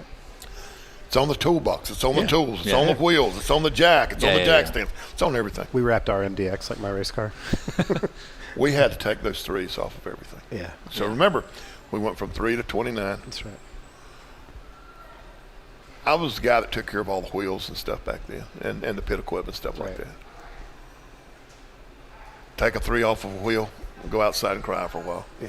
Come back in, take a 3 off. And then we had actually some people that were friends of the team that didn't work at the team that came over and said, let us help you. Yeah. Walking into Rockingham later that week with a 29 car with a white uniform on, and just everybody. Your worst enemies at the racetrack were your best friends. Mm-hmm. Yeah. They were walking up there and telling you how sorry they were. And then going to Atlanta and winning that race, that was incredible. To see the reaction from the crowd, from the people, but then realizing that you were going to be able to continue to do this. Right, yeah. It would never be the same, but you were going to continue to do it. Yeah. Man, it was crazy. Yeah. We had a video in that museum, still in there, but it's a video of the interview with Richard Childress at the end of that race. They did something with me. I couldn't talk. Richard Childress, the toughest guy emotionally that I've ever met. But yeah, he's a tough-ass guy. Yeah. When you see the interview with Richard Childress and you see him trying to talk, it makes you realize how big a deal it was. It took me 10 years to be able to watch that video, and still every once in a while, depends on what day it is. Sometimes I can walk by and just walk by, and sometimes I stop and look at it and realize, how big it is. And then thankful that I've been a part of and look, guys, I don't want to take anything away from anybody. I think Jimmy Johnson does a great job. I think Jimmy Johnson will be the greatest of his time. Sure. Dale Earnhardt is the greatest ever. And the reason that I can say that is I know the backstory. Right. I know what we were doing and what we were doing it with. We were outrunning people that had stuff that we never thought about having. Right. And I sometimes when we get in those arguments or debates and who's the greatest ever, and I'm going like, dude, you can't look at the numbers. Hell, if you're going to do that, Richard Petty's the greatest ever. Right. Absolutely. He's got 200 wins. Yeah. So I think that we got some great people out there, but if you only knew the entire story, that and the backstory to racing is probably the most important story. Right. Yeah. So you work now still with the museum, but Yeah. your studio is basically right there Yeah. in the museum where you do all your So- serious stuff. So I come in every morning to the Richard Childress Racing Museum. I'm the curator of the Richard Childress Racing Museum. The girls up there, they take care of all of that. I do the radio show there. So I told my story that we started with here. I started helping Richard in 1969. I started getting paid in 1983. Richard heard me say that the other day, and he said, that is true. He said, but I'm still paying you, and I've not seen you since 2003. So I think I got the most blessed. It's working out. Yeah, I mean, it's fantastic. When I got ready to get off the road after 20-some years being on the road, my wife told me, she said, you're not going to be able to handle this. But I was ready for it, and then I went into that museum. I'm a people person, man. Yeah. And everybody that walks in that museum, hey, how are you? Where are you guys from? Thank you for coming by. I get to do that. I get to talk to them. And now with SiriusXM NASCAR Radio, I talk to people all over the world, and I enjoy it.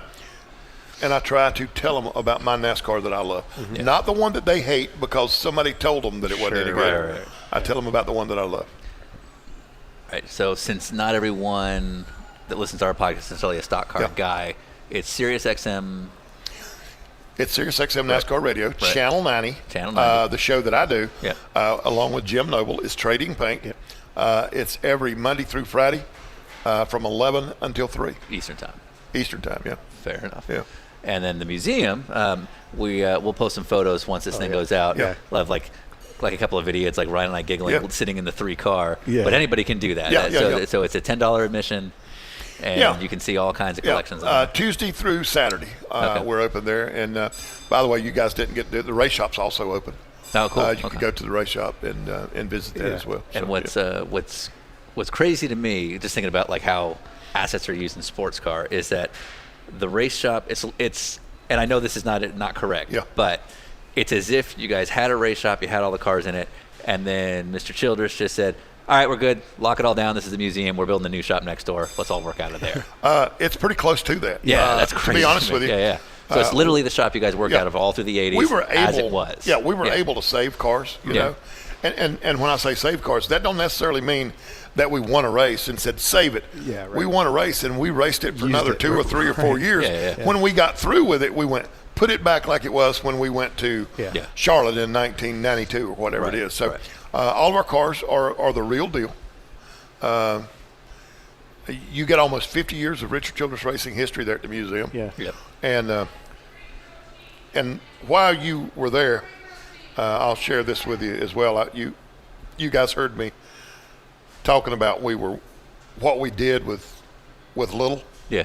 So when you guys got in that car to get your picture made, did you realize that you were sitting on the surface plate? I did see that. Yeah. So we won 4 championships. Kirk Shammerdine left. We hired Andy Petrie. Yep. Andy Petrie came to work for Richard Childress Racing. And maybe his first day there, he said, where's the surface plate? We went, what? What's a surface? He said, where's the surface plate at? We said, what are you talking about? Yeah. He said, where do you set the cars up at? Right there on the floor. We had a protractor. Right. Yeah. Do you not have a level surface? The floor is level. That floor is not level. So you can't see it now. Right. But we cut that floor out and put that surface plate in. Yeah. And had to put Bondo up on a couple of corners to make it level. Yeah. Right. It was that far off. Right. And you guys won But 4 we championships. won 4 championships before that surface plate was ever in that building. Right. Well, it was all the CFD you had, I assume. Yeah. Excuse me. Right. Yeah. God bless you. Yeah. That's awesome. So your career. So obviously, you had the 2001 accident. Now you're working with Harvick. Yeah. And you basically kind of retired from that role at the end of 2002. You were with Harvick. Yeah. From what I understand, you got shifted over to Robbie Gordon's team when Yeah. that got started up. Were you just burned out? Was it too much after that? No, I wasn't burnt out. So Harvick comes along. We win 2 races with Kevin Harvick in 01. We started in 2002. We're getting ready to move into the new race shop. Yeah. We get ready to add another team. So many things are happening. And I say, hey, why would I do this for a couple more years then leave? Let me just step away right now. And then I did that. I worked in the shop. Yeah. And then we add that the museum. And Richard came to me one day and he went, what are you doing right now? I said, what do you need? He went, will you go up there to that museum and show them the way things? And I walked in the door and I said, what are you doing? They said, we're throwing that away. No, I want that for the museum. What are you going to do? I want to. Right. So then I was up there for a while, and Richard came up there and said, I want you to run this museum. Yeah. So I did that for a pretty good while, trying to be the guy that tried to get people to come see something. And I've been there ever since, so it's been pretty That's cool. so awesome. Yeah. Well, All right. if you're listening and you ever get the chance and you're in the Winston-Salem area, definitely check it out. Well worth it. I mean, the thing that I really appreciated about it, because Sean and I are both into like aviation museums as well. Yeah. And you go to those, and those have a plaque that explains, the history of the plane. That might not necessarily be that plane, but the plaques in your shop have the chassis number and then explain all the thing. Like you pointed out, it wasn't like we won this race and we put it away. It'll literally say like it won this race and then did 6 more races at this track and then we It got retired wrecked it. here and here it is. Exactly. Yeah. It's So- pretty damn cool. So for the folks out there that listen to this, we're about 30 minutes south of Winston-Salem. We're Okay, about sorry. an hour north Right. of the Charlotte Motor Speedway. Yeah. Real easy to find. You can't miss it. Welcome to welcome. Yeah, It's we a saw the friendly sign. kind of place. Welcome, North Carolina. Yeah. Yeah. And this is This is Kerly's Barbecue. Curly's Barbecue. Yeah. You got to go here too Yeah. because holy Yeah, crap. right like, beside of the veterinarian. We walk but we won't away. mention that. Business is good. Yeah. But like you walk in, like we walk right into 1973. Yeah, It awesome, is, man. it is Yeah. awesome. I can tell you out here. All right, so 2001, 2002 is a great segue into, we have a pass-along question from the previous guest Yeah. and then on to the next guest. So last night, we somehow conned Tony Stewart into having dinner Yeah. with us. So he's got a question for you. Yeah, so Tony Stewart's question was, have you always cried? Or was it the time that Harvick won after senior's passing? Was that a special occasion? I believe, and this is Stewart, not us. Yeah, we I did believe not- he said cried like a baby. He did. Yeah. Actually. I didn't write that part. I get that from my mom. Okay. My mom was very emotional. Yeah. And I'm an emotional guy. I think that and I like that. I like that about me. Right? The heart on your sleeve kind of thing. I do shed a tear every once in a while when I get involved in it, man. Yeah. This is more It's good to than be a passionate. job. It's good to be This passionate. is I am passionate. So, yes, Tony, I do. Thank you very much. Oh, he's never going to listen to this, but or any of our other shows. It's but, fine. Yeah, no, that's All awesome. right. And then, funny enough, as soon as we're done here, we're hightailing it down to Charlotte, and we have dinner with Robbie Gordon. Yeah. So if you want to take a minute, if you could ask anything, and specifically, if we could hide behind you and ask him anything, what would be the sort of the Chocolate Myers question for Robbie Gordon? I'll tell you this. I'm a Robbie Gordon fan. Yeah. Me too. I like that guy. Yeah. If there's ever been any human being in the world that had no fear, it has to be Robbie Gordon. So you could ask him how high in the air did he actually go when he jumped that dirt bike up in Pennsylvania? Oh, that's When great. the next day came to the racetrack and he was like, and had to drive the car. I thought Childress was going to fire him that day, but he didn't. So, yeah, you can ask him that.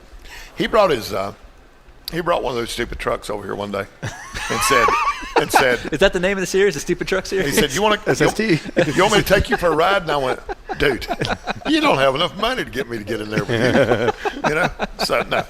But he's a cool dude, and he did. They all decided they were going to take their dirt bikes up to Pocono, and they went out like the night before the race. That's smart. Yeah.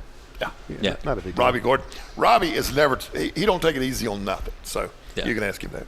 So with being a weekly radio show host for NASCAR, anytime there's any sort of drama, you probably get flooded. I mean, I've listened to you, and it's like, oh, this latest topic's going on, and you're just having to, like, fend off allegation after allegation or dumb idea. And we hear this just from our side, too, with, like, NASCAR told them to do that or so-and-so forced them to do this. What's the dumbest thing that you can't get rid of? Like, and I'll tell you what ours is that the NASCAR side thinks that the sports car side is the wine and cheese side of the world, which I understand the thought process. I may help a little bit with that. Let me explain you something, my friend. I've never driven for a guy with a plane. Exactly. Yeah, like we sat down with Landon Castle last year, and he's like, "You guys are making all that money driving for Dr. Bob." It's like, well, we're hold on, like, hang man. on, dude. Like, you're making a lot more than I am running the back. So ours big thing is like last night, Stewart's like, well, you're the wine and cheese crowd. We're like, but we're not. So I guess the biggest thing for me is when the people say it's fixed. Sure. They know who's going to win. Right. Yeah. And here's the one that I always come back with. So if it was fixed, why don't Dale Jr. have a championship? Exactly. Why is he if not it in is the chase? fixed, why hadn't Danica won a race? You're right. Yeah. And then the other one I like to use this one is that when they got mad and they said NASCAR penalized Juan Pablo Montoya at Indy because they didn't want him to win, and I go, so hold on just a minute, let's get this straight. So one of the most popular drivers in the world, is going to have one of the most incredible stories in the world, and you're going to get worldwide publicity, so you penalize him so he won't win. You're right. Yeah. Now, here would have been the for all of you conspiracy theorists, here's the way that it should have worked if it was a conspiracy. Right. That one of the guys in the tower says he was speeding on pit road, and the other guy goes, shut up, don't say anything about it. It didn't happen that way. Right. So, no, I think that, look, everybody in racing, or at least most of the folks that we all know in racing, are a bunch of pretty tough-ass people, right? You got to be. Yeah. Like Sean.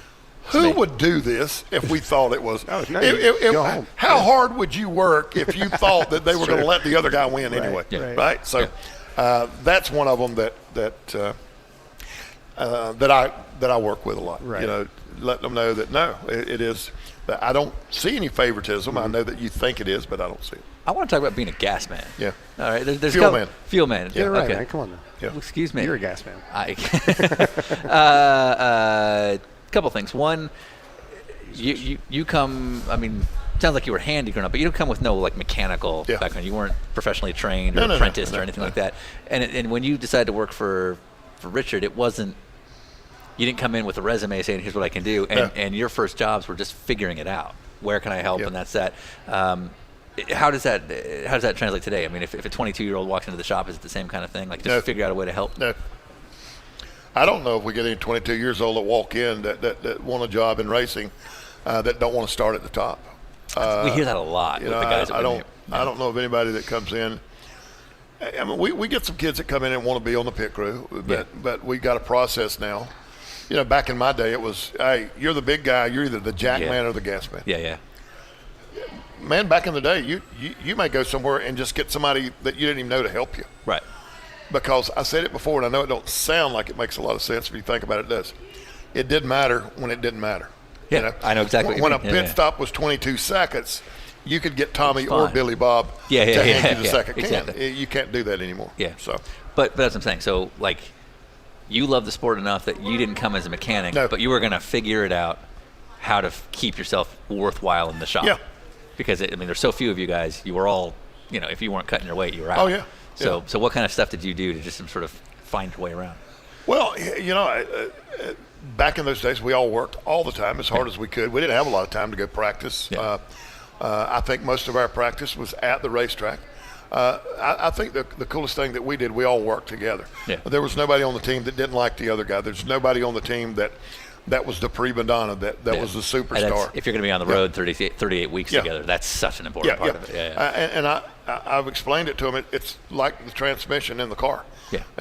That transmission is the most incredible thing. If you could see the inside of one of them and the way it works, all you got to do is break one tooth off of one gear, and the whole thing is screwed up. Absolutely. So we didn't practice very much. We didn't have time to practice very much. Sure. Because you're all like you're all working. You're working and you're doing that. You would work on the car. Yeah. You would figure out, say, okay, we're going to Michigan. How long does it take to get there? 11 hours. Okay, the truck's got to be gone by 6 o'clock this afternoon. If he leaves at 6, he could be there when we open. Yeah. And you would work on the car up That's until like our then. podcast. Yeah. Yep. So interesting. And then what was it? So it's kind of the same role it is now, right? To be a fuel man. I think now's a little bit different. Those guys spend a lot of time in the gym. Yeah. They spend a lot of time. We got an indoor pit stop area. Yeah. Most of the guys do very little, or some of them may do nothing on the car. Yeah. They only work on those pit stops. Right. And But in your day, it was you got the one can, Yep.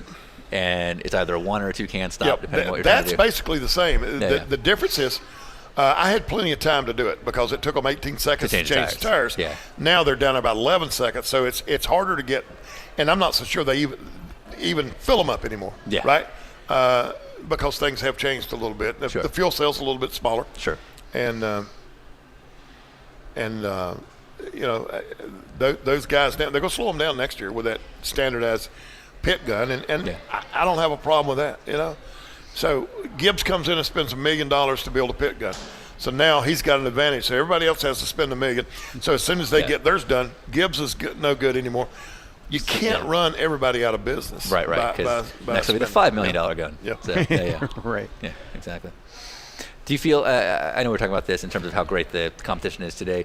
Do you feel it starts to get out of hand when people are spending millions and millions on simulation or whatever? I mean, if there's no such thing, but if there was like if you're the benevolent dictator of NASCAR, what could you change to? Well, that's really good. I've got a lot of things that and I know that we're in a technology age, and I just think that's, and this is my opinion, I think that we raced these cars for 50 damn years and never had a problem with them running sideways. Yeah. The day that one guy figured that out and figured his car was faster, then they let us start to manipulate parts and pieces on these cars, and we've spent millions and millions of dollars doing that. If that was a standardized piece, it would have saved all that money. Yeah. Now, the one thing that a lot of people are just wrong about when they say, well, if you save money here, you're just going to spend it somewhere else. That may be true for some of the race teams. Some of them don't have that money to spend there to start with. Yeah. And we're seeing that the expense of the sport right now is going up and up and up and up. There has to be a stopping point somewhere. And I think that now with technology and, back in the day, you bought your parts, now you build your parts. Yeah. Back in the day, you had a choice of A, B, and C, and now you can build anything that you want to build. So, yeah. So it's a whole different deal. All right. So you had, in your day, you had Petrie, Shelmerdine, Reynolds. Yeah. Larry Mack. What? Larry Mack. Larry Mack. Yeah. Who was your guy? Who was the crew chief that you felt understood it better than anybody? Well, I've been and Shelmerdine was a good guy, and I really liked working with Kurt. We were able to do a lot of cool stuff. Andy Petrie was a friend, still is a friend. I got a lot of respect for Andy because Andy is one of those guys that's done it all. He started out working in a shop, ended up owning a race team, was a crew chief, owned a race team, and now he's doing a lot of business stuff. So I think that's a guy that you got to kind of look up to, that's been able to adjust for a lot of different situations. Who is the most Dale Earnhardt like today, you think? I've said this before. Kyle Busch is an incredible talent on the racetrack. I'm not really a big fan of some of the things off of the racetrack. I got quoted the other day on some of the shows and everything. I said this on Sirius, and I'll stick with this. The only thing that can stop Kyle Busch is Kyle Busch. Right. So Dale Earnhardt was known as being a prankster. Yeah. Kevin Harvick ended up continuing on with that program, and he's also known as a prankster. Who are the top pranksters that you worked with, in your time, or that you heard about? I love to tell some of these stories. You guys get me thinking about stuff. So, you guys have heard me talk about Richard, how tough Richard is. Yeah. He's a big hunter, right? Yeah, right. You saw all the animals we saw in that. the wildlife conservation area. But even though he's a big hunter, some things bother him a little bit. Okay. So we're at Talladega back in the day, testing, and we were in the Goodyear building because at that time everything was outside Goodyear building. Right. Was a place you could kind of get warm. Sure. We were in there and the mouse ran across the floor. Okay. And Earnhardt saw it and got it. Oh, okay. He didn't run over, got it. Right. Yeah. Ran him up to a corner, got him in his hand, and put it in Richard's pocket. Now look, he would come to the race shop when he'd come up here. It wouldn't be anything unusual. He had a possum, a snake, whatever. Yeah. He caught a snake and put it in his toolbox in his truck, forgot about it. Oh, God. And opened his truck up and it bit him. Oh, Jesus. Oh, yeah. But he was always doing stuff like that. I guess that he was, and forgive me for saying this, Dale, he used to love to dish it out, but he sure wasn't too much at taking it. To be honest. Okay. Yeah. But everybody knows that. Yeah. Maybe kind of like a Gunselman or something like Okay. that. Okay. I got you. Okay. Yeah. I don't know. Is there any amazing rental car stories? I'll say one. Okay. I'll tell you one story, but I won't mention any names because I like to protect the innocent. Okay. And by the way, this goes so now when you go to the racetrack, if you're a Chevy team, you better have a course, Chevy. yeah. Oh, yeah. It hadn't been that long. Nobody cared. Go get a rental car. You It's said, okay. hey, you got a rental car. You didn't say, is it a GM, It has is it to- a Ford, is it right, whatever. Right. I remember being in Michigan way back in the day, maybe with a new Lincoln, right? And maybe just went out to a club Okay. and maybe parked the Lincoln on the railroad tracks. And I may or may not have heard a guy say, I'd give $19.95 to see a train hit a Lincoln any day. Now, we did get out and move the car before the train got there. Oh, okay. You were about to win of all the rental car stories we've heard. Right, yeah. Oh, no. It's crazy that we're talking about this because once again, I had a high-ranking manager that told the guys one day that they need to be more careful with the rental cars. And I might have said this to the manager: "You're the worst one. You are the example. They all want to be like you, and you're doing it, but you don't want them to. Right, that's not the way it works. You can't." You can't do it that way, right? Like, what? Nice. All right. If there's one thing we've learned with some of the giveaways that we're doing, it's that our fans are very lazy. Yeah. So your nickname, Chocolate, is a Yep. Google search away. It's not hard to find. But the 2-minute version, Chocolate, where did this come from? Yeah, it's one of the questions that people ask me probably more than anything else. Richard said when he goes to the racetrack, the main question is, where's Chocolate? But I'll explain this to you. So, not very far from right here, 5 or 6 miles up the road, we used to play Little League football. The Tiny Greyhounds. We had a field, and the bus would come by and pick us all up and take us to the ball field, the poor kids from the poor side of town.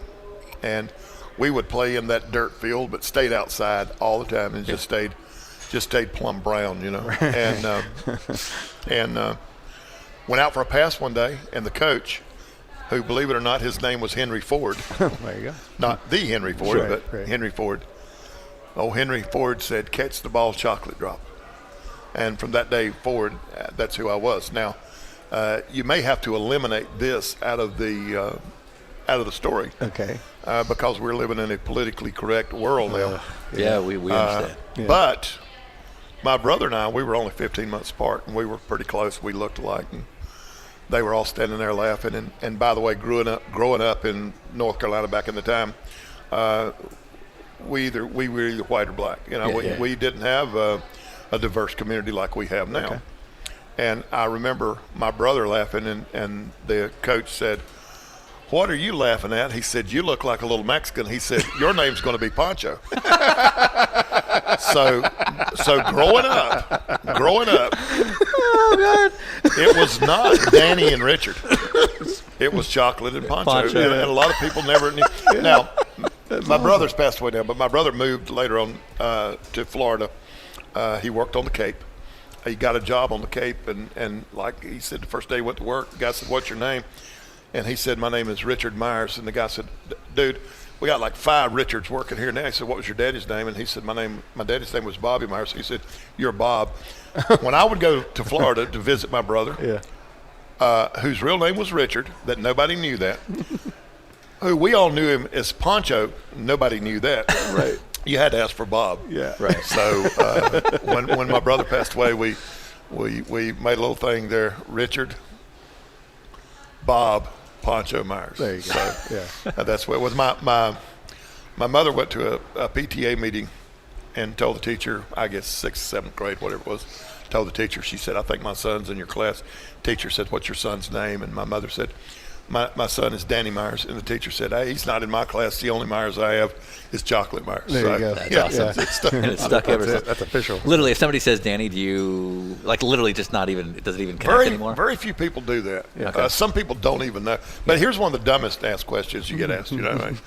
Is your real name Chocolate? Do I look like a stripper? Right. No. No. But it's. And then the other part, you guys love funny stuff. So I had a lady. had a lady. 2 more stories here. All right, no, we got all the time. It's for you. Had a lady at the racetrack come up to me one time, and she said, "You're Chocolate Myers, right?" I said, "Yes." She said, "Does everybody from down south have a nickname?" And I went, "No, if you don't ask me, just ask Slick or Bobo." Now, race fan story. Race fan comes up to me. I don't know where we're at. He said, "Hey, buddy," he said, "You guys got a guy on your team named Chocolate Myers?" And I said, "Yeah." He said, "Which one is it?" And I said, "That's me." He went, "You don't remember me, do you?" And I went, "No, and evidently you don't remember me either." That's awesome. Awesome. Well, thanks for your time. The barbecue was awesome. The beans, I had to have seconds. They were so good. I feel bad that Dario didn't get to have any of this. Yeah, Dario's in the car waiting on us. So. I hate it. Yeah. Cottonell's got the check. You gunned someone to me, didn't you? Always. That's his job. I'm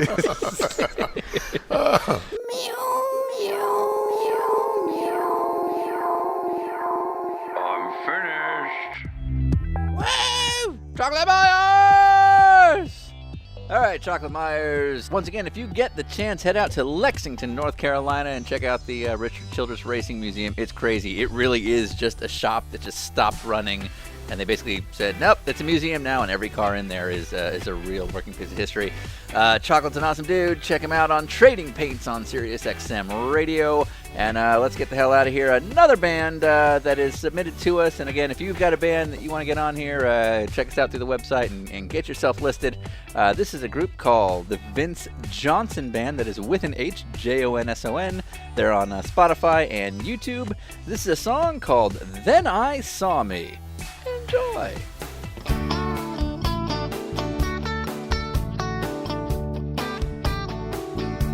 Look at the dust and the gravel fly.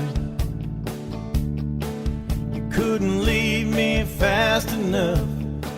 You couldn't even say goodbye. Another fight in our little war. Only this feels a little different from the battles of before. So I stumbled through the house and I opened every door. Then I saw me. I saw me without you.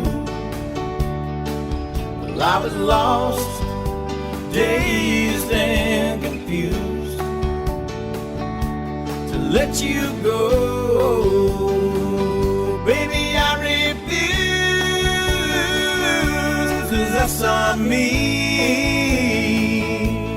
without you.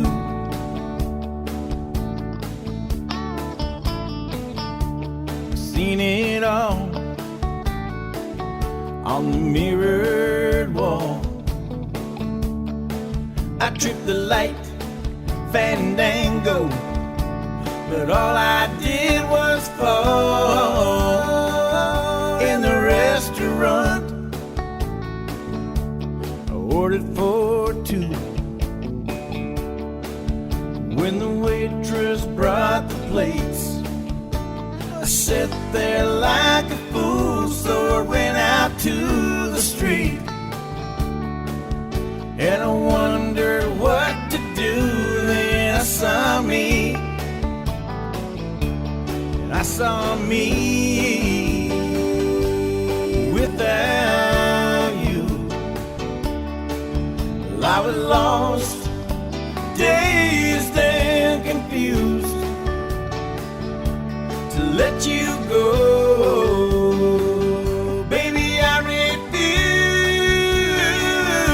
'cause that's on me without you.